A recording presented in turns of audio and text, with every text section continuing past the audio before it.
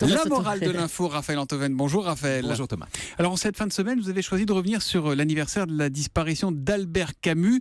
C'était mercredi dernier, le 4 janvier. Oui, le 4 janvier 1960, il y a donc 57 ans, le philosophe de l'absurde, comme on dit, rentrait de Lourmarin dans le Vaucluse, où il avait récemment acquis la bicoque de ses rêves.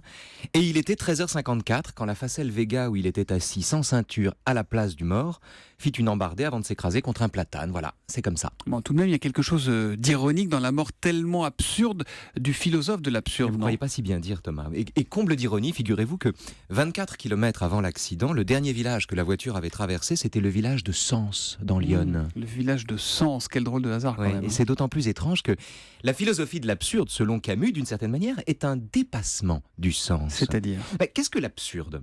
L'absurde, c'est une rencontre inévitable entre la détresse de l'homme et l'indifférence du monde. L'absurde, c'est le choc de questions éperdues, qui suis-je, où vais-je, etc., et d'un silence éternel en retour. Nous parlons, mais le réel se tait. Et cette expérience, l'expérience de l'absurde, aucun humain n'y échappe.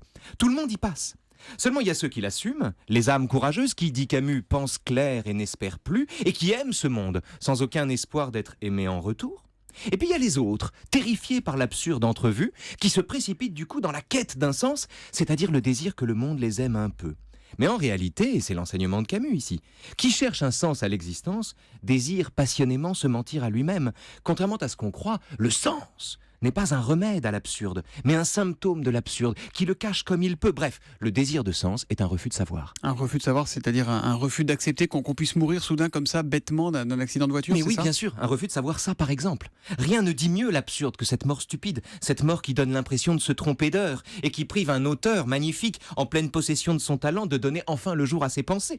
Seulement voilà, dans un monde absurde, c'est-à-dire dans le réel tel qu'on le connaît, eh bien, de même que le réel ne répond pas aux questions qu'on lui pose, la vie ne se soucie jamais de nos préférences. La vie se moque qu'au mépris d'une œuvre en train de naître, un écrivain heurte un platane et disparaisse. En fait, la mort de Camus, tellement absurde, vous l'avez dit, est une mise à l'épreuve de sa propre pensée. Une mise à l'épreuve de sa propre pensée ? Oui, parce que comment être camusien devant la mort de Camus ? C'est-à-dire, comment consentir à l'absurde, ce qui est d'une certaine façon la leçon de Camus ?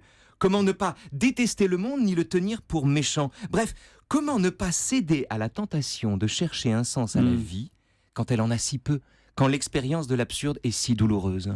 Et la morale de l'info ? La morale de l'info, c'est que si la vie avait un sens, on ne le chercherait pas. Oh, c'est joli. La morale de l'info, Raphaël Antoven. On vous retrouve demain pour Qui vive, 15h sur demain on Europe 1. parle du temps, la différence entre le temps et la durée, c'est-à-dire entre le temps de tout le monde, le temps des horloges, et le temps vécu, qui passe pas à la même vitesse. Ah non, le temps c'est Laurent Cabrol, et puis la durée c'est la durée de vos chroniques, non ? Bon, allez, à demain 15h sur Europe 1. À demain les amis.